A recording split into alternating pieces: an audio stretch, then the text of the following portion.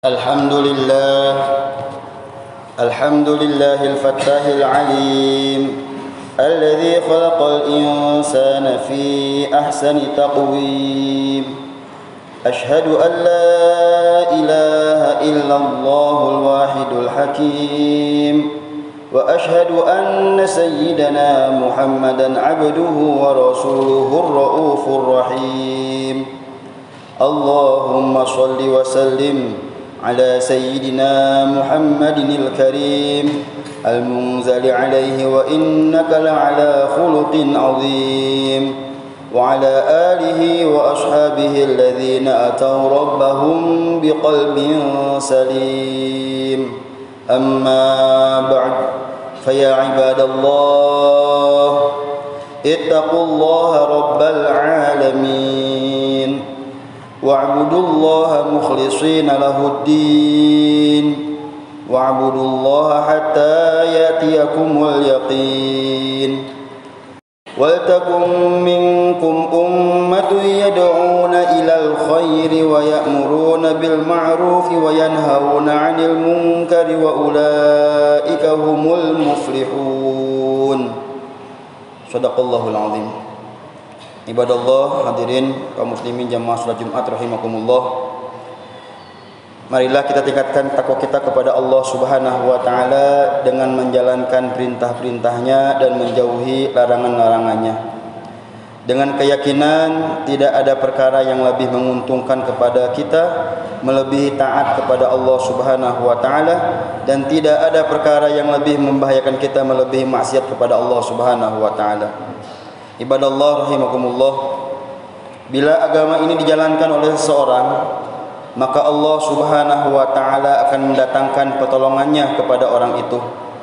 Allah Subhanahu wa taala akan memberikan kemuliaan kepadanya di dunia dan di akhirat.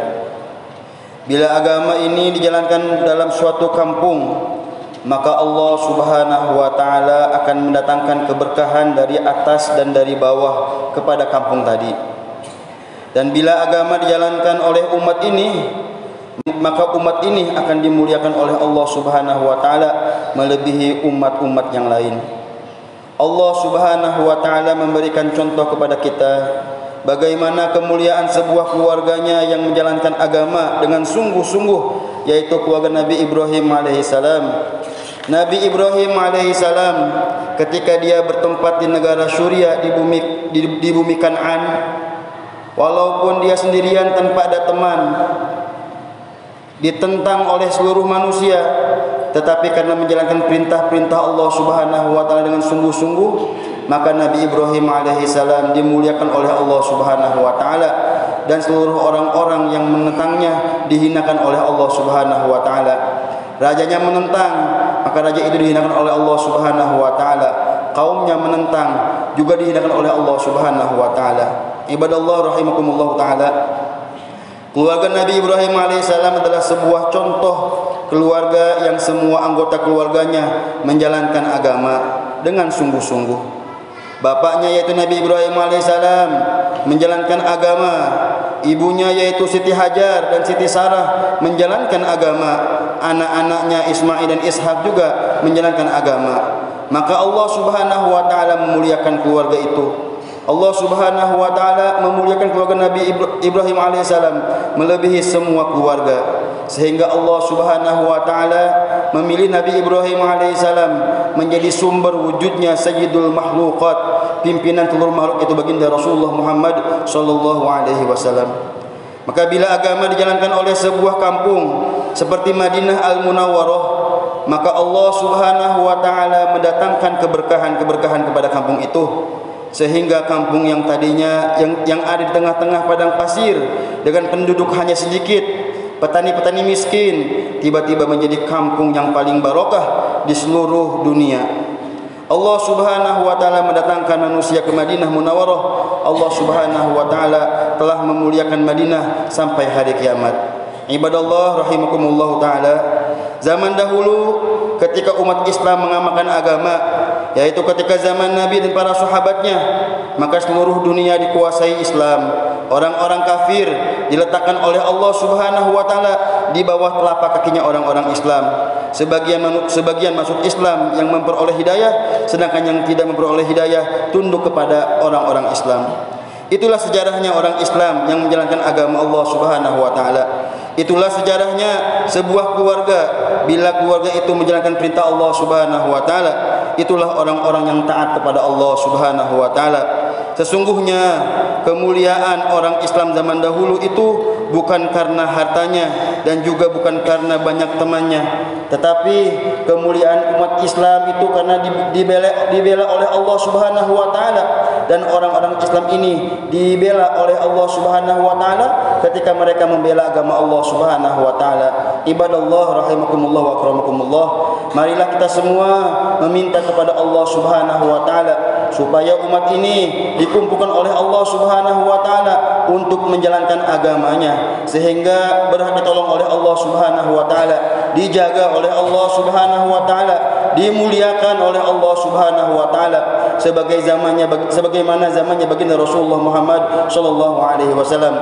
Marilah kita meminta kepada Allah Subhanahu wa taala supaya sisa-sisa umur kita mulai hari ini, detik ini juga digunakan oleh Allah Subhanahu wa taala untuk perkara-perkara yang Allah ridhai, untuk bisa mengamalkan agama Allah Subhanahu wa taala. Amin ya rabbal alamin. Ja'alna Allah wa iyyakum minal faizin al aminin wa adkhalana wa iyyakum fi zumratil muttaqin al mu'minin al muqinin. A'udzu billahi minasy syaithanir rajim. Bismillahirrahmanirrahim. Wal 'asr innal insana lafi khusr illa alladhina amanu wa 'amilus salihati wa tawashaw bil haqqi wa tawashaw bis sabr wa qur rabbighfir warham wa anta khairur rahimin. Allahumma salli ala Muhammad. Allahumma salli ala sayyidina Muhammad. Allahumma salli ala rasulika sayyidina ya maulana Muhammad.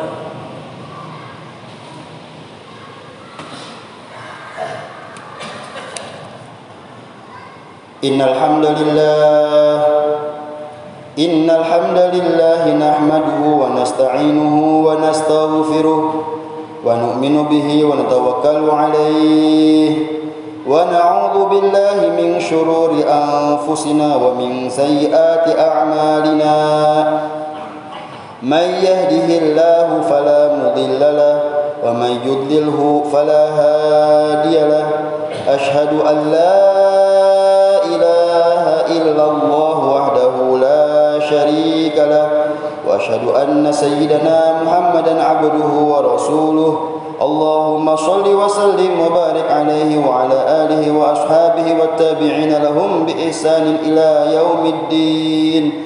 Amma ba'd, fa ya ibadallah ittaqullaha haqqa tuqatih wa la tamutunna illa wa antum muslimun.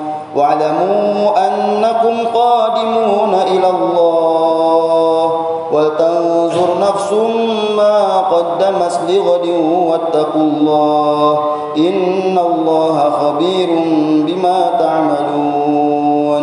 Wa anibu ila rabbikum wa aslimu lahu min qabli an ya'tiyakumul 'adzabu thumma la tunsarun.